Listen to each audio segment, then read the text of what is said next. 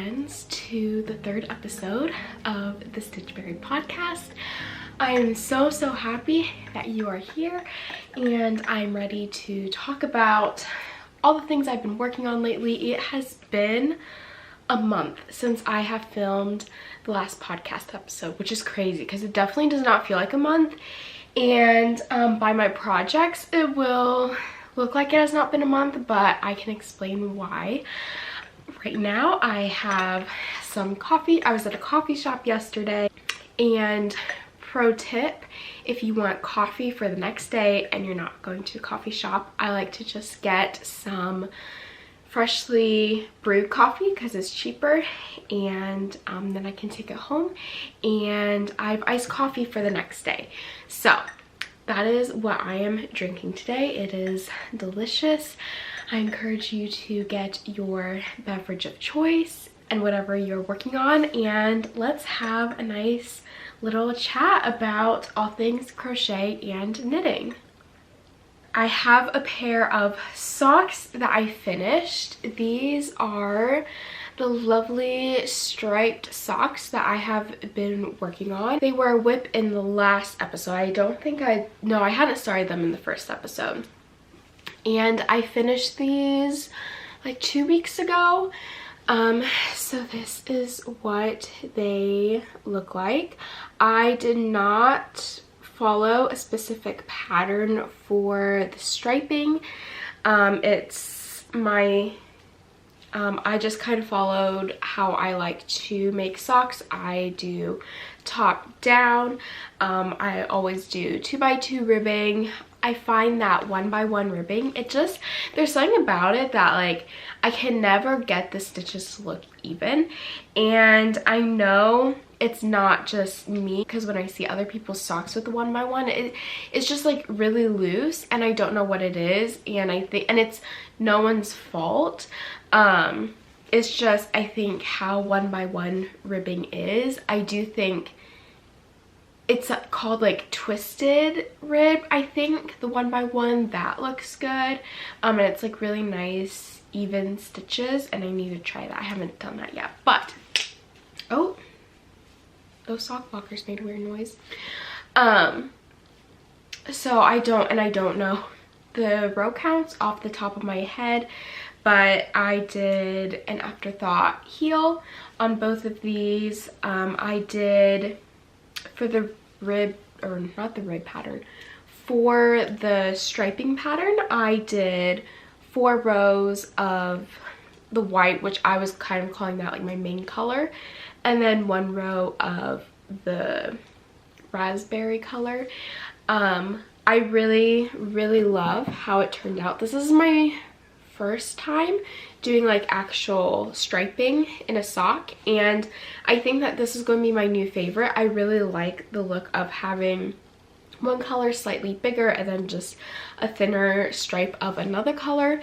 And I also really like this pattern of 4 rows of one color, 1 row of another color, because then that's a total of a 5-row repeat, and that works really well because I like doing rows in 5s or 10s. So like, for example, I like to do like 20 rounds for the cuff, and then I don't know, 50 rounds for the leg. And it just works really well for me, working in increments of 5 or usually 10. And so yeah, I used the white is We Crochet, I think it's called High Desert, in the natural color, and then this is Lion Brand. I don't remember what yarn. This was scrap yarn. It was Lion Brand. I know it was a part of their LB collection, and I do know it was a DK weight yarn.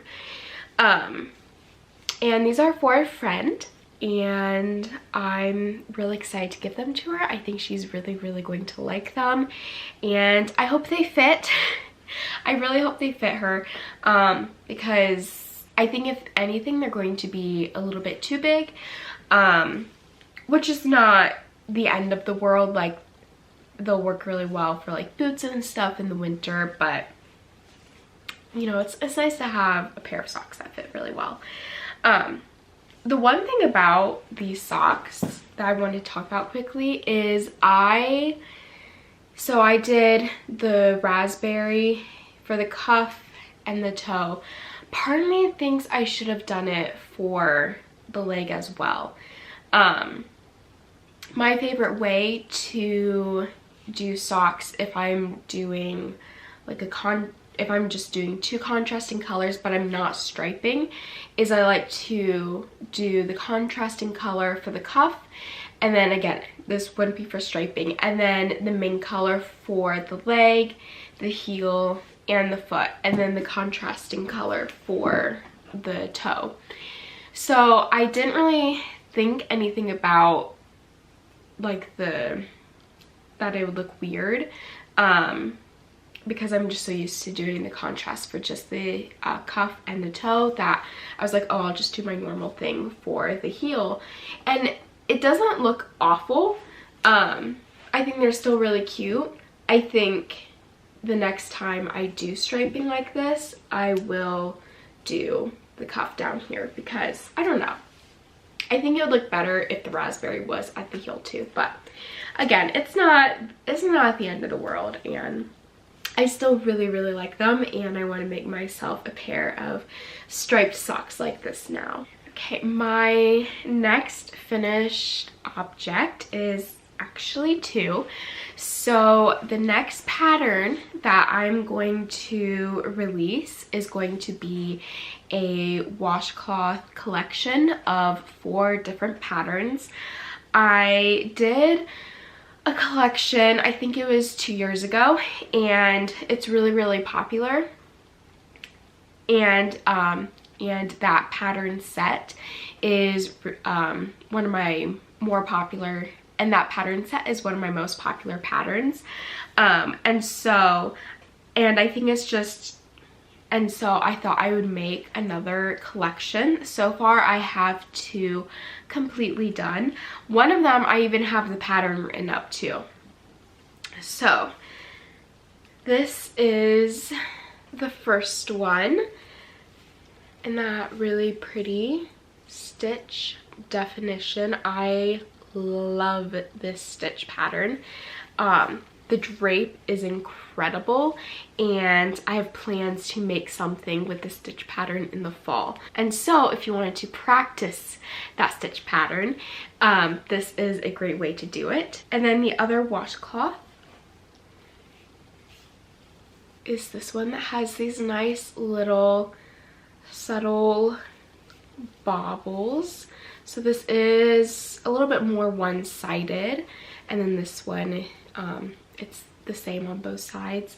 So for both of these, I use my absolute favorite kitchen washcloth, 100% cotton, Dishy by We Crochet. This is a worsted weight yarn, and this is called Linen, this color, and then the white is called Swan.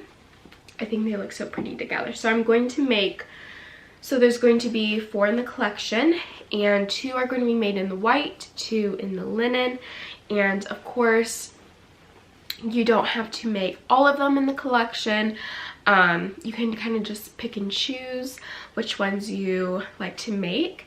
I just like making them in collections, so I will be posting these separately on my blog. I haven't decided if I'm going to post all of the blog posts at once or do them once a week. I'm kind of thinking I'll do one once a week, just because I probably won't get all of the blog posts done in time. It will be like a whole month, and so doing them 1 week at a time gives me a little bit of time to get ahead on the blog posts. And so yeah, but for the PDF, they will all be together. So when you buy the pattern, like in my Etsy shop, you will get all 4 washcloth patterns. So I finished these over the past 2 days, and my goal this week is to work on the other 2. I have an idea. I'm like 99% sure I know what I'm doing for the other 2. I do know for sure on one of them. The other one I haven't fully decided yet. I'm kind of being really strategic with this collection where I want them all to go together really well, but also to look really different. And so then you don't have to make all of them. You can really, if there's just one in there that you like, then you can just make so many of them.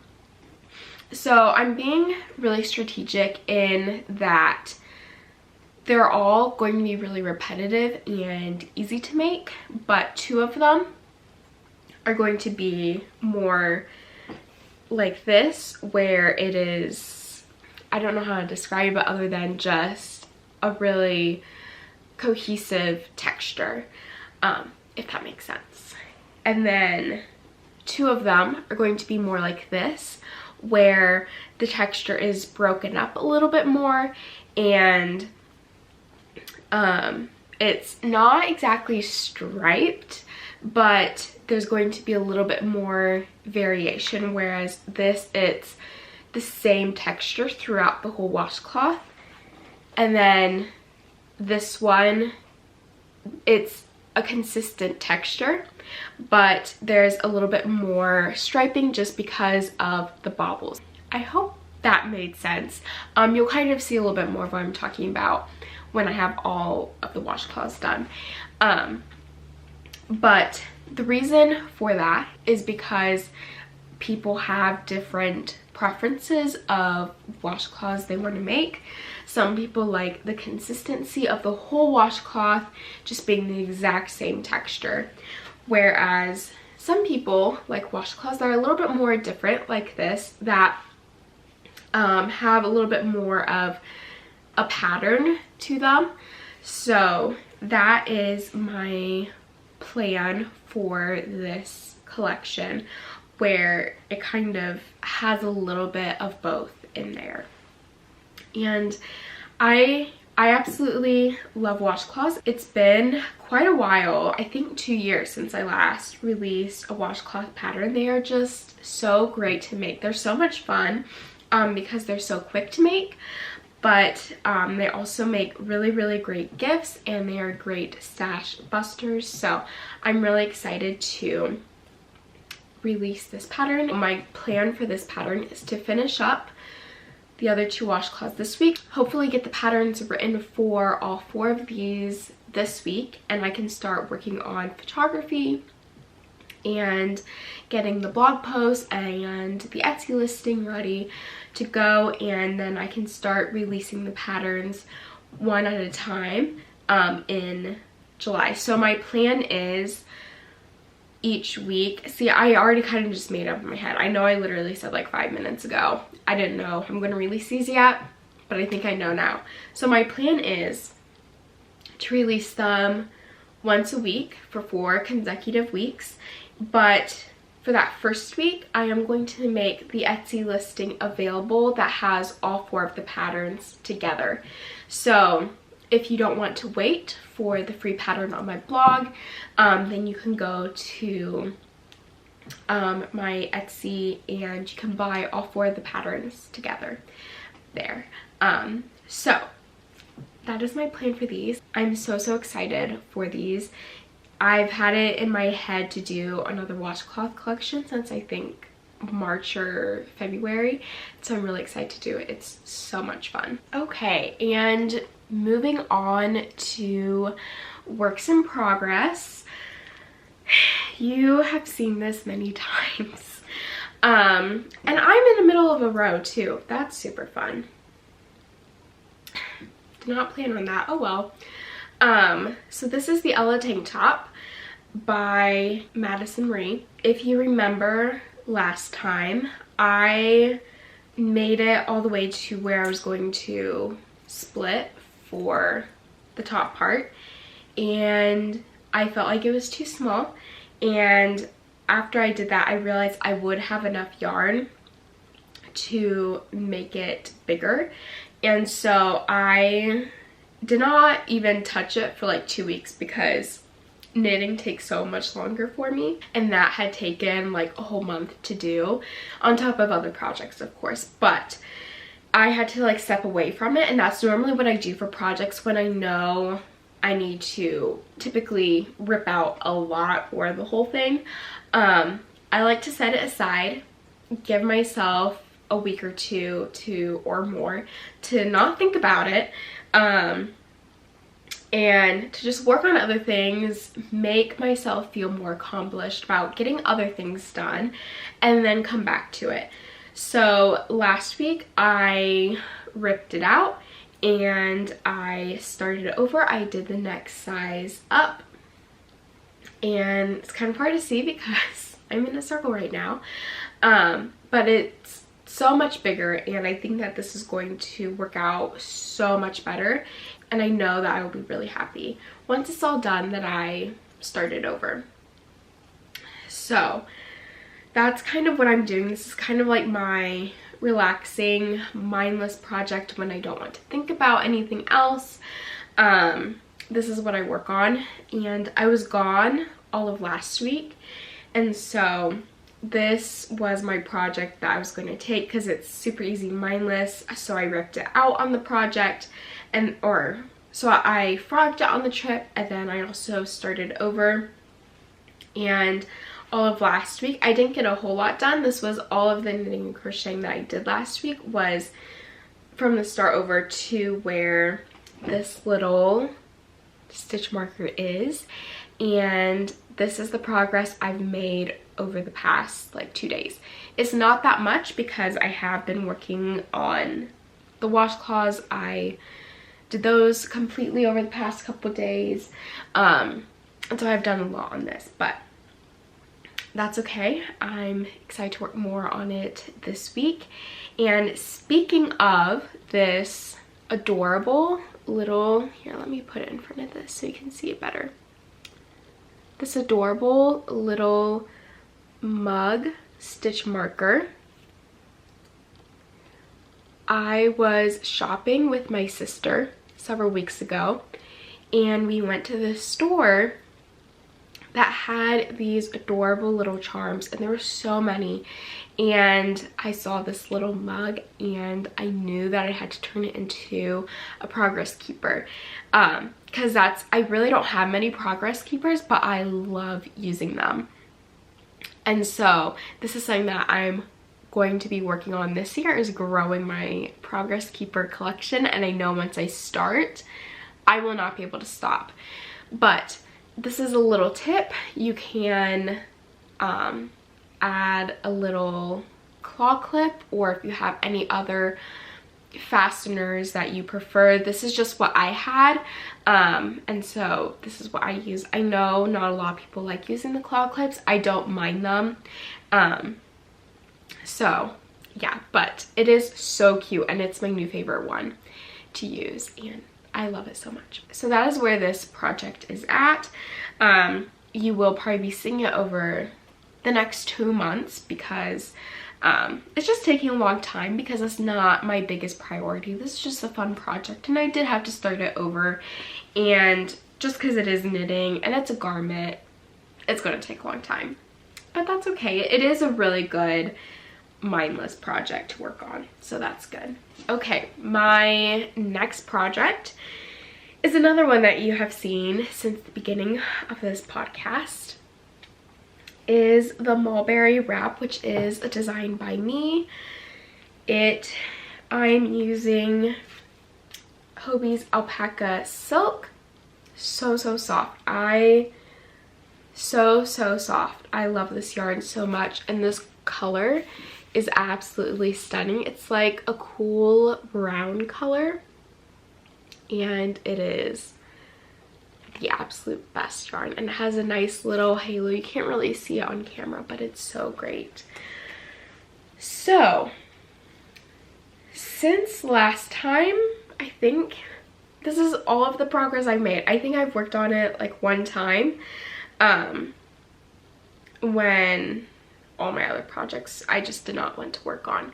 So, and again, this hasn't been my priority, because I wanted to finish up the socks and some other things that I'll talk about later I was working on, and so this has just kind of slid to the back of the list of priorities. But once I finish the washcloths, then this will be my main crochet project, and my goal is to finish it probably not this week, but by next week I would love to finish this. It is getting very long, and I have, this is probably 3/4 of a skein, and then I have 2 whole ones. So I know I will for sure use up all of this and another one. I don't know if I'm just going to keep going until I just use up all of my yarn, but I'm also going to do just a nice simple border around it too, just like one round, just to clean up the edges. They're not too bad at all, but I just think it looks so much better when you have a border. So it is getting quite long. It's not exactly where I want it yet. It's probably, sorry, I know you can't see this, but it's probably about 2/3 of the length that I want it. I do want it to be plenty long where you're not trying to like stretch it to make it grow. So yes, once I finish the washcloths, this will be next. And I know I originally said July release. That's not going to happen with the washcloths. The washcloths will probably go over a little bit into August, because I probably won't be able to start releasing those until the 2nd, maybe 3rd week in July. So my goal for this is to finish this up as soon as possible and work in July on writing up the pattern, which will take a little bit. It is a really easy pattern because you're kind of just going between 2 sections, but because there's so many rows, writing out, this is the pattern, this is the stitch pattern that you do for these rows, you know, it's gonna take a long time. So that's gonna be my goal in July, and getting pictures, just getting it all prepped, and then release it sometime in August. That is the goal, and I do think that that is doable. Another project that I've been working on, and I know I talked about it a little bit last week, is a secret project. And because I can't show anything from it, I don't want to talk about it too long, but that project took up so much of my time in both May and June that I was not expecting it to take that long, which is why I feel really behind on everything else and why I feel like I haven't gotten a lot done. But I'm really excited that that project is completely done. It definitely took a lot longer than I thought it would. That is usually what happens. But I'm really excited to kind of get back into the groove of my projects and to hopefully finally make progress on them. Hopefully that mulberry wrap will be a finished object by the next podcast episode. That is the goal. And I think it's really because of that project that took just so much of not only my crochet time, but also the time that I have to do admin stuff, like working on patterns and doing all that stuff. And so I feel like I'm just in this weird space where I kind of have a plan going forward with the patterns I'm releasing and the content I'm creating, but I still kind of feel like I'm in this weird space where I'm just kind of going with it day by day. And also this isn't my full-time job either, so I don't have, you know, all day every day to work on it, and so I have to be really strategic about the designs that I do and what I spend my time on. So with that being said, one of my goals for the next podcast episode is I want to be able to take a couple hours, maybe go to a coffee shop, get some coffee, and to really just sit down and plan out really the rest of the year.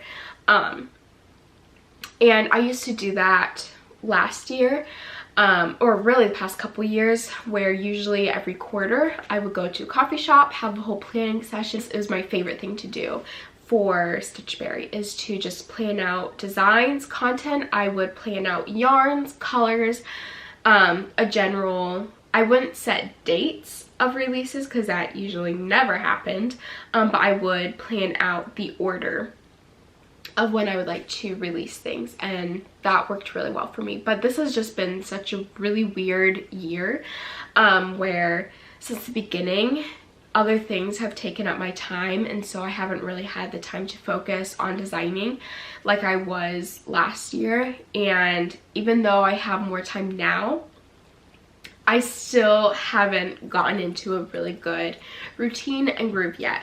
So that is my goal for the next podcast episode. Let's see if I can do it, is to really just plan out the rest of the year and to see what I actually want to do too.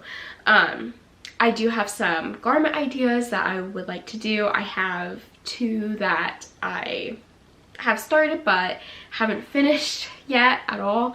And so once I finish the mulberry wrap, I want to pick up and finish those garments that I have started.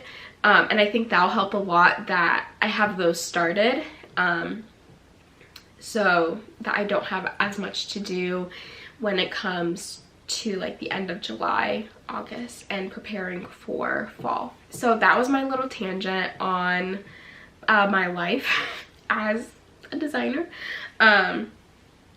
And speaking of designs, I did briefly want to talk about the iced coffee cozy pattern that is now released. It is a free pattern on my blog, and it's in my Etsy shop, and I have a video tutorial here on YouTube, and which I will link in the show notes.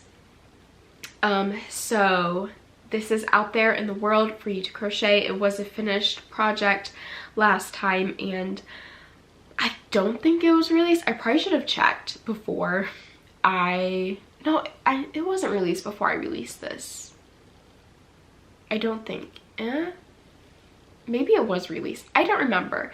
But anyways, I probably should have checked on that before I brought it on here. But anyways, a little reminder, this is now released. It is such a great project to use up scraps of yarn, and they make great gifts, and they're super quick and easy to make. And I do have instructions in the pattern and the video on how to customize this to fit any cup size. I designed this to fit a mason jar just because that's what I like to use for my iced coffee. And ironically, I don't even have it in that cup right now. I should have done that. That would be a great little plug-in for this. Also, I am using the exact same colors as the washcloths. When I saw these 2 colors on We Crochet's website, I knew that I wanted to make this iced coffee cozy pattern, and I knew I wanted to call it that, and so I felt like it was really appropriate to do kind of like a nice brown color, and I knew I wanted to stripe it, and so white was the natural choice for that. But I also felt like it would make a really pretty washcloth collection as well. So should I be using the same colors for multiple patterns in a row? Probably not, but you know, I'm gonna crochet with the colors that I like, and these happen to be the colors that I really like right now. So there's tangent number 2 for the day. So now we're moving on to the section of the podcast that I like to call reading list. And sorry, I'm also looking down at my notes for this section.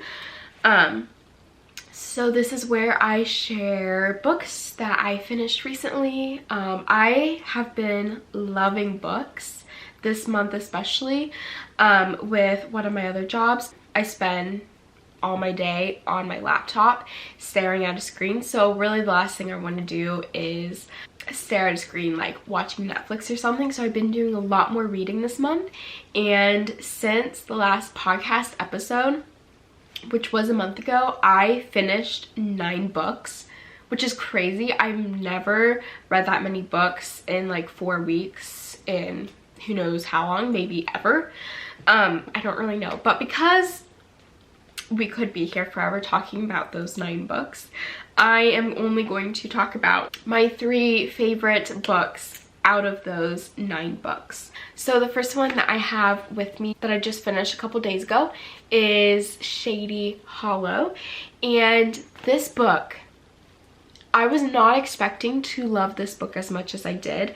It is a book about these animals that live in this cute little forest village, and there's a murder, and so then this reporter Fox, she is trying to solve the murder, and I knew I was going to like it because I love mysteries, and it'd be a really good vibe for summer because it's just in the forest. And oh my goodness, it is so good. The characters are adorable, and I love how the authors did several perspectives, so it's not just about the fox, there's the other characters too. And I know I'm kind of going all over the place, but it was just so good, and I could not put this down at all. And there are 2 other books in the series. I was not planning when I started reading this one to read the other 2. I just wanted to read this one and then thinking I'd be done. But now I'm thinking I will need to read those other books too. So, Shady Hollow, 5 stars. If you want an easy read, if you want a mystery, if you want just all of the cute little spring, summer vibes, Shady Hollow is perfect. My next book, I listen as an audiobook, and that is The Wisteria Society of Lady Scoundrels. And this book is Downton Abbey meets Pirates of the Caribbean, where it has fantasy aspects because they have flying houses, but they also, you know, drink their afternoon tea, and, you know, they're ladies, but then there's also pirates, and there's revenge, and there's people trying to assassin other people, and then there's romance. And it was a really good book. Like, I think I loved it more for the vibes and just kind of that aesthetic of Downton Abbey and Pirates of the Caribbean, because those are 2 things that I really like, than the actual story. But it was 4 stars for me, and I definitely recommend it if you love Downton Abbey and or Pirates of the Caribbean. Okay, then the 3rd book is The Giver of the Stars, which was a 5-star read for me. And it is a book about this one girl from England who marries a man from, I think it was Kentucky or Tennessee. I'm pretty sure it's Kentucky. And so she moves there, and she's trying to adjust to her life there and trying to, you know, find some purpose. And she becomes a librarian to the mountain people, working with other women. And so it kind of just follows the women as they are sharing the books with people. And there's other things that happen that make the plot, you know, more interesting. And it was such a good book. Historical fiction, because it is set in the 1930s, is one of my favorite things ever. And it was a beautiful story, really well written, and it was so good. So I definitely recommend that book as well. And that is all I have for today. Thank you so much for watching episode 3. I hope you enjoyed it. I would love to hear what you are working on in the comments down below, and if you would like to see a little bit more of my day-to-day life. I try to stay as active as possible on Instagram and posting on there projects and more books that I'm reading, and just coffee, cozy things, really all of the things that I like over there. So if you want more of this, I will have my Instagram linked down below. I hope you all have a lovely day, and I hope you're able to take a little bit of time today for yourself and to crochet.